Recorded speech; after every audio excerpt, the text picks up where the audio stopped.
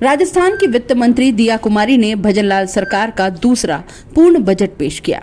करीब 138 मिनट के बजट भाषण में दिया कुमारी की सबसे बड़ी घोषणा युवाओं के लिए रही। सरकार अगले 1 साल में 1.25 लाख भर्तियां करेंगी। प्राइवेट सेक्टर में भी 1.5 लाख नौकरियां दिलवाई जाएंगी। फाइनेंस मिनिस्टर ने बिजली के बिल में भी राहत देने की कोशिश की है, लेकिन 150 यूनिट फ्री वाली घोषणा में सरकार ने एक शर्त भी लगा दी है। सरकार 5 लाख नए घरेलू बिजली कनेक्शन और 5,000 नए कृषि कनेक्शन भी देगी। वहीं पेयजल विभाग में 1,050 नए टेक्निकल पदों पर भी भर्ती की जाएगी। अगले 1 साल में 1,500 हैंडपंप और 1,000 ट्यूबवेल्स भी राजस्थान में लगाए जाएंगे। राजस्थान में अब पत्नी के साथ खरीदी गई 50 लाख तक की प्रॉपर्टी सस्ती होगी। सरकार ने बजट में स्टाम्प ड्यूटी में ½ छूट की घोषणा की है। जयपुर से BRTS सिस्टम हटाने के साथ मेट्रो के नए फेज की भी घोषणा की गई है। दिया कुमारी ने राजस्थान में 9 नए ग्रीनफील्ड एक्सप्रेसवे और 15 शहरों में रिंग रोड बनाने की भी बजट में घोषणा की है। दिया कुमारी ने खाद्य सुरक्षा योजना में 10 लाख नए परिवारों को जोड़ने का ऐलान किया है। बजट में आम लोगों को सीधी राहत दी गई है, जैसे पत्नी के साथ संयुक्त नाम से खरीदी गई 50 लाख तक की संपत्ति पर स्टाम्प ड्यूटी में ½ की छूट दी जाएगी। सोलर पैनल लगाने वालों को 150 यूनिट बिजली फ्री मिलेगी। गोपाल क्रेडिट कार्ड पर स्टाम्प ड्यूटी माफ होगी। परिवार के सदस्यों के पक्ष में पावर ऑफ अटॉर्नी पर स्टाम्प ड्यूटी में छूट का लाभ माता पिता, भाई बहन, बेटा बेटी, पोता पोती, पति पत्नी के साथ साथ पुत्र वधू, नाती और नातिन को भी दिया जाएगा। राजीविका मिशन की 20 लाख महिलाओं को 2.5% की जगह 1.5% ब्याज पर 1 लाख रुपए तक का लोन मिलेगा। आंगनवाड़ी केंद्रों में बच्चों को 3 की जगह 5 दिन दूध दिया जाएगा। 2 लाख परिवारों को नए पट्टे दिए जाएंगे। 25,000 घुमंतु परिवारों को भी पट्टे दिए जाएंगे। अब बजट में किसे क्या मिला? महिलाओं के लिए इस बजट में आंगनवाड़ी केंद्रों पर गर्भवती महिलाओं को अंतिम 5 महीने के लिए मुख्यमंत्री सुपोषण किट योजना लागू की जाएगी। 10 लाख नए परिवारों को खाद्य सुरक्षा योजना के तहत जोड़ा जाएगा। केंद्र की स्कीम के तहत 25,000 महिला SC/ST उद्यमी को लाभ दिलाया जाएगा। वहीं युवाओं के लिए 1,25,000 पदों पर सरकारी नौकरी की घोषणा, प्राइवेट सेक्टर में 1.5 लाख नौकरियों का वादा, विश्वकर्मा युवा उद्यमी योजना की शुरुआत होगी। 2 करोड़ तक के लोन पर 8% ब्याज सब्सिडी और 5 लाख रुपए तक की मार्जिन मनी दी जाएगी। बुजुर्गों और दिव्यांगों के लिए कमजोर आय वाले बुजुर्ग विधवा की पेंशन 1,250 रुपए होगी। 1 लाख दिव्यांगों को आर्टिफिशियल लिम्ब उपकरण 150 करोड़ की लागत से उपलब्ध करवाए जाएंगे। किसानों के लिए PM किसान सम्मान निधि बढ़ाकर 9,000 रुपए करने की घोषणा की गई। अभी 8,000 रुपए मिलते थे। गेहूं के MSP पर प्रति क्विंटल 150 रुपए बोनस की घोषणा हुई है। गिग वर्कर्स के लिए ऑनलाइन प्लेटफॉर्म में काम करने वाले गिग वर्कर्स के लिए 350 करोड़ का gig and unorganised worker fund बनेगा। 1 लाख भूमिहीन कृषि श्रमिकों को 5,000 लागत के कृषि उपकरण उपलब्ध करवाए जाएंगे। वहीं इंफ्रास्ट्रक्चर के लिए इस बजट में क्या प्रावधान है, ये भी जान लीजिए। जयपुर मेट्रो के सेकंड फेज के तहत 12,000 करोड़ की लागत से सीतापुरा औद्योगिक क्षेत्र से अंबावाड़ी विद्याधर नगर तक काम किया जाएगा। जगतपुरा वैशाली में मेट्रो के लिए सर्वे किया जाएगा। BRTS हटाया जाएगा। नए बिजली पावर प्लांट लगेंगे। दूसरे राज्यों से महंगी बिजली खरीदने की बिजली बैंकिंग व्यवस्था बंद होगी। 2,750 किलोमीटर से ज्यादा लंबाई के 9 ग्रीनफील्ड एक्सप्रेसवे बनेंगे। 60,000 करोड़ रुपए की लागत आएगी। वहीं पर 2 लाख घरों में पेयजल के लिए 400 करोड़ से ज्यादा के कार्य करवाए जाएंगे। बालोतरा, जैसलमेर, झालावाड़, झालोर, सीकर, डूंगरपुर, बांसवाड़ा, डीग सहित 15 शहरों में रिंग रोड बनेंगे। 12,050 करोड़ की लागत से पंडित दीनदयाल उपाध्याय शहरी विकास योजना लागू होगी। हर विधानसभा में 10-10 करोड़ की राशि से सड़क बनेगी। मरुस्थलीय क्षेत्र में 15 करोड़ दिए जाएंगे।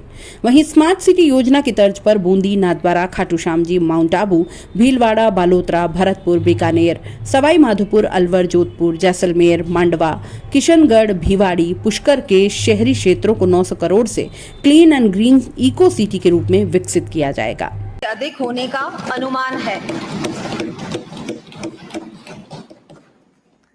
हम प्रदेश में विकास की गति को इसी प्रकार निरंतर रख वर्ष 2030 तक $350 बिलियन इकोनॉमी का निर्माण करने के लिए कटिबद्ध है।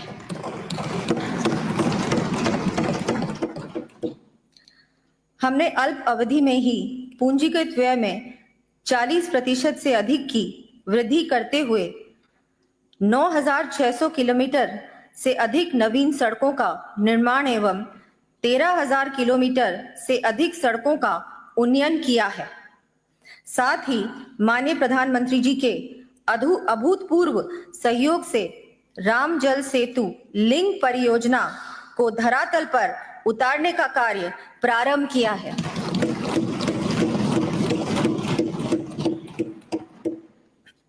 Rising Rajasthan global investment summit के अंतर्गत देश विदेश के निवेशकों ने हमारी सरकार द्वारा स्थापित पॉलिसी फ्रेमवर्क में विश्वास दिखाते हुए 35 लाख करोड़ रुपए से अधिक राशि के एमओयूज हस्ताक्षरित किए हैं।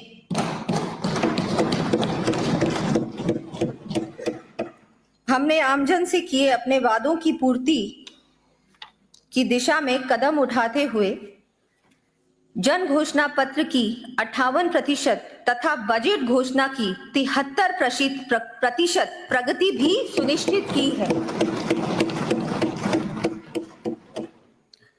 मैं यहां माननीय सदस्यों को आगे भी सभी वादों का तीव्र गति से क्रियान्वयन सुनिश्चित करने के लिए आश्वस्त करते हुए कहना चाहूंगी।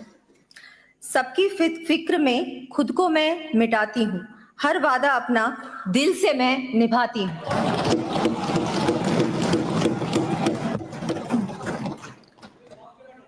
हम सर्वजन हिताय की सोच के साथ इस बजट के माध्यम से प्रदेश एवं प्रदेशवासियों के सर्वांगीण विकास को नई ऊंचाइयों तक पहुंचाने का भरसक प्रयास करेंगे। आधारभूत संरचना, पेयजल। मैं सदन के माध्यम से माननीय प्रधानमंत्री जी एवं माननीय केंद्रीय वित्त मंत्री जी का जल जीवन योजना का समय वर्ष 2028 तक बढ़ाकर प्रदेशवासियों हेतु संजीवनी प्रदान करने के लिए धन्यवाद ज्ञापित करना चाहूंगी।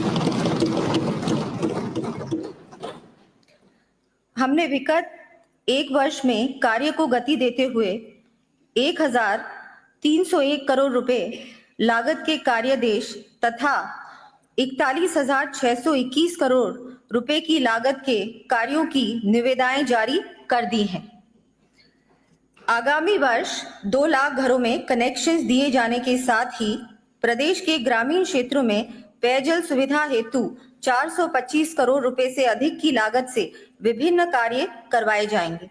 इन कार्यों की सूची मैं सदन के पटल पर प्रस्तुत कर रही हूं।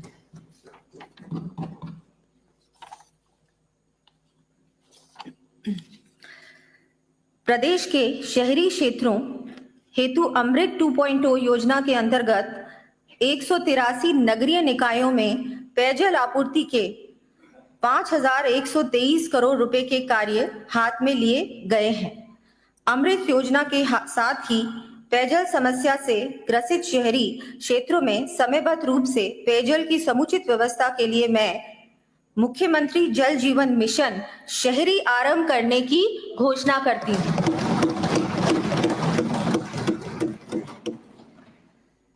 इस योजना अंतर्गत चरणबद्ध रूप से 5,830 करोड़ रुपए से अधिक की लागत के कार्य हाथ में लिए जाएंगे। इन कार्यों की सूची मैं सदन के पटल पर रख रही हूं।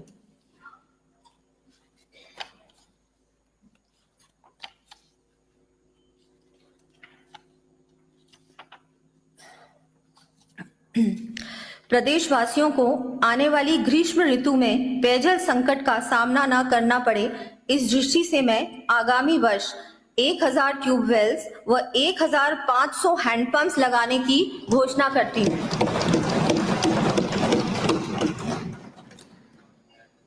साथ ही समर कंटिंजेंसी के अंतर्गत मार्च जुलाई 2025 तक अतिरिक्त संसाधन उपलब्ध कराने के लिए 182 करोड़ रुपए का प्रावधान करना भी प्रस्तावित है।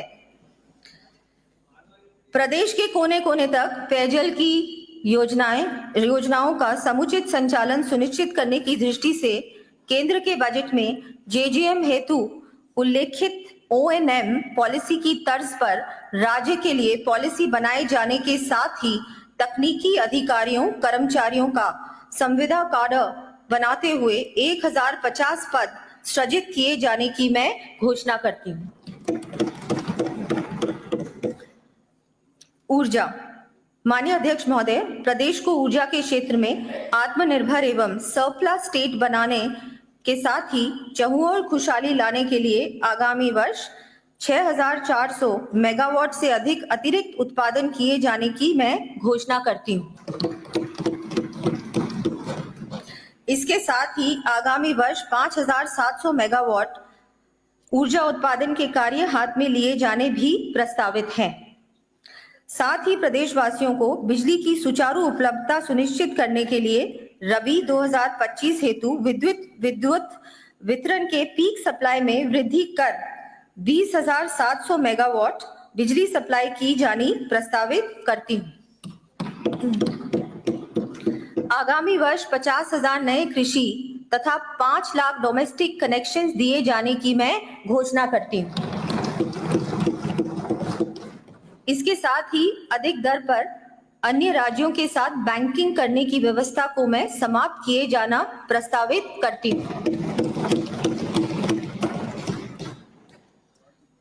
माननीय सदस्यों को जानकर प्रसन्नता होगी कि हमारे प्रदेश को अक्षय ऊर्जा के क्षेत्र में और आगे ले जाने के लिए माननीय मुख्यमंत्री श्री भजनलाल शर्मा जी के विशेष प्रयासों से निजी क्षेत्र के माध्यम से आगामी वर्ष 10 गीगावाट ऊर्जा का उत्पादन प्रारंभ करने तथा 10 ही गीगावाट के ऊर्जा संयंत्रों की स्थापना का कार्य हाथ में लिया जाना भी प्रस्तावित है। आगामी वर्ष 765 केवी का 1, 400 केवी के 5, 220 केवी के 13, 132 केवी के 28 एवं 33/11 केवी के 133 GSS के निर्माण व विद्युत लाइनों के विस्तार संबंधी कार्य किए जाएंगे। इन कार्यों का विवरण मैं सदन के पटल पर प्रस्तुत कर रही हूँ।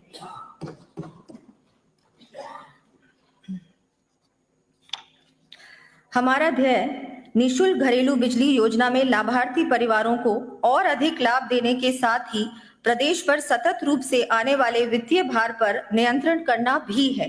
इस उद्देश्य की पूर्ति के लिए माननीय प्रधानमंत्री जी द्वारा लागू की गई महत्वाकांक्षी योजना पीएम सूर्य घर मुफ्त बिजली योजना को लेवरेज कर मुख्यमंत्री निःशुल्क बिजली योजना के लाभान्वित परिवारों को चरणबद्ध रूप से निःशुल्क सोलर प्लांट्स लगाते हुए 100 यूनिट से बढ़ाते हुए 150 यूनिट्स बिजली प्रति माह निःशुल्क उपलब्ध कराने की घोषणा करती हूँ।